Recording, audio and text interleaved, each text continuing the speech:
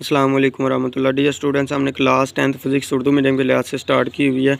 तो इसका first chapter मैं आप लोगों को कंप्लीट करवा चुका हूँ। सेकंड चैप्टर हमने स्टार्ट किया हुआ साउंड वेव्स वाला। तो साउंड वाला तो हमारे पास इसमें मैं लास्ट वीडियो में आप लोगों को ये साउंड की खसूसियात करवा रहा था। इसमें से एक मैंने खसूसियत करवाई थी लाउडनेस आगे डिपेंड करता है तीन चीज़ों पे, वाइब्रेटिंग जिस्म का एम्पलीट्यूड, वाइब्रेटिंग जिस्म का एरिया, वाइब्रेटिंग जिस्म से फासला।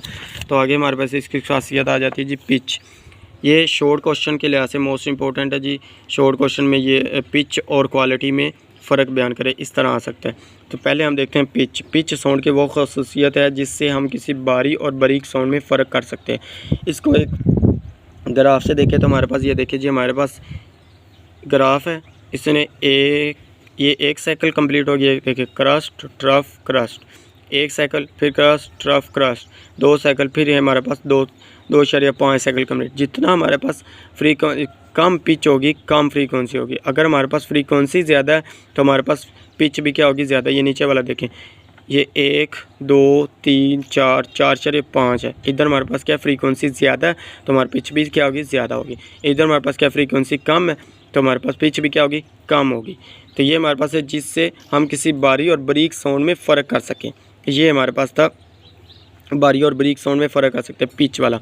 इसमें एमसीक्यूज भी आ सकता है। पिच साउंड की फ्रीक्वेंसी पर मुनहसर होती है, डिपेंड करती है। किस पे पिच किस पर डिपेंड करती है, पिच साउंड की किस पर मुनहसर होती है, फ्रीक्वेंसी पर मुनहसर होती है। एमसीक्यूज मोस्ट इंपॉर्टेंट, ये लास्ट में पूछा भी जा चुका है प्रीवियस बोर्ड में। तो ये आप लोगों ने अच्छी तरह से कर लेना है।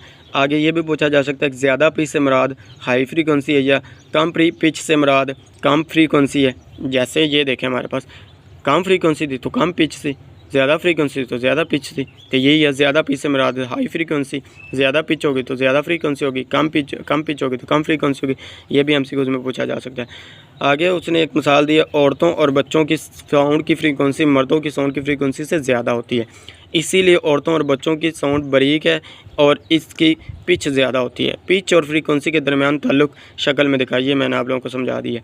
उसके बाद हमारे पास आ जाती है क्वालिटी भी हमारे पास सेम ही है। इसमें वो कहता है साउंड की वो खासियत जिसकी वजह से हम एक ही बुलंदी और पिच की दो साउंड में फ़र्क महसूस कर सकते एक ही बुलंदी पर। ये देखिए हमारे पास उसने ये इससे समझाया हुआ है। इसमें क्वालिटी चेक करनी है तो हमारे पास ये देखिए, इसमें क्वालिटी हमारे पास थोड़ी क्लियरली आवाज़ नज़र आ रही है ट्यूनिंग फोर्स की मदद से। फिर बांसुरी से उसने किया तो हमारे पास ये देखो, उसने थोड़ी डीपली बस थोड़ा सा नज़र आ रहा है। जो लास्ट वाला ये तो बिल्कुल ही नज़र नहीं आ रहा, ये भी है लेकिन बहुत कम नज़र आ रहा है। इसमें क्वालिटी भी अच्छी नहीं है तो ये ग्राफ जो बना हुआ वो भी अच्छा नहीं बना हुआ। तो इसमें हमारे पास क्या क्वालिटी बिल्कुल ठीक है। इसमें हम क्या करते हैं, एक ही बुलंदी पर पिच की दो साउंड में फ़र्क कर सके, ये हमने इसमें फ़र्क बता दिया कि हमारे पास ये क्वालिटी होती है। ये शॉर्ट क्वेश्चन के लिहाज से मोस्ट इंपॉर्टेंट है। काफ़ी दफ़ा ये लास्ट प्रीवियस बोर्ड के पेपर में आ चुका है। पिच और साउंड में फ़र्क, पिच की साउंड की पिच की से क्या मुराद है, या पिच और क्वालिटी में फ़र्क बयान करें। इसी तरह ये शॉर्ट क्वेश्चन में आ सकता है। आगे उसने कहा कि अगर हम किसी कमरे के बाहर खड़े हों तो हम कमरे के अंदर आने वाले पियानो को और बांसुरी की साउंड के दरमियान आसानी से फ़र्क कर सकते हैं। जी, एक ही आवाज़ है तो हम इन दोनों के दरमियान फ़र्क कर सकते हैं। इसी को हम क्या कहते थे, क्वालिटी कहते थे। ये इन दोनों साउंड के दरमियान क्वालिटी की फ़र्क की वजह से, क्वालिटी जिसकी ज़्यादा बेस्ट होगी तो वही हमारे पास होगी। तो ये आप लोगों ने इधर तक इसकी मिसाल भी कर लेनी है। उसके साथ हमारे पास है इंटेंसिटी।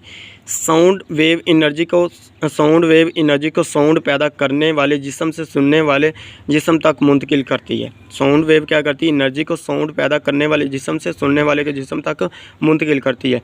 साउंड की इंटेंसिटी वेव के एम्पलीट्यूड पर मुनहसर होती है। ये आ सकता है, एमसीक्यूज में पूछा जा सकता है। साउंड की इंटेंसिटी किस पर डिपेंड कर रही होती है, वेव के एम्पलीट्यूड पर। इसकी तारीफ़ यूँ की जाती है, ये हमारे पास मोस्ट इंपॉर्टेंट तारीफ़ है।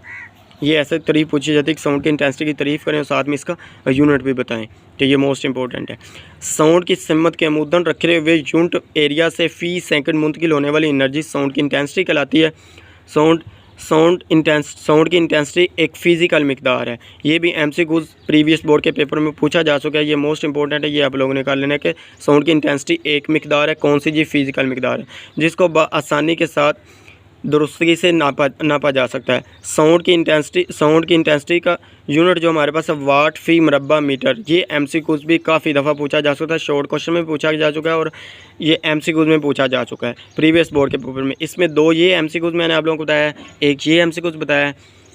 उसके बाद हमारे पास एक ही MCQs। ये जो 3-4 MCQs हैं ये बोर्ड में कंसेप्चुअल आते होते हैं, बाकी के MCQs एक्सरसाइज से आ जाते हैं, लेकिन ज़्यादातर वो ये जो 2-3 बच्चों को नहीं पता चलना होता ना कि ये कहाँ से हैं, तो ये हमारे पास इधर से ही आते हैं। स्टूडेंट्स को कुछ को नहीं पता चली, ये हमारे पास ये कंसेप्ट के लिहाज से आप बुक पढ़ेंगे तो आप लोगों को आसानी के साथ पता चल जाएगा ये हमारे पास कहाँ से आ रहे होते हैं। तो आज के लिए हमारे पास इतना ही है। वीडियो अच्छी लगे तो लाइक करें, शेयर करें, अपने दोस्तों के साथ इसका लिंक शेयर करें ताकि उनका भी फ़ायदा हो सके। चैनल को सब्सक्राइब करना मत भूलें, चैनल को सब्सक्राइब करें। ओके, अल्लाह हाफिज़, थैंक यू।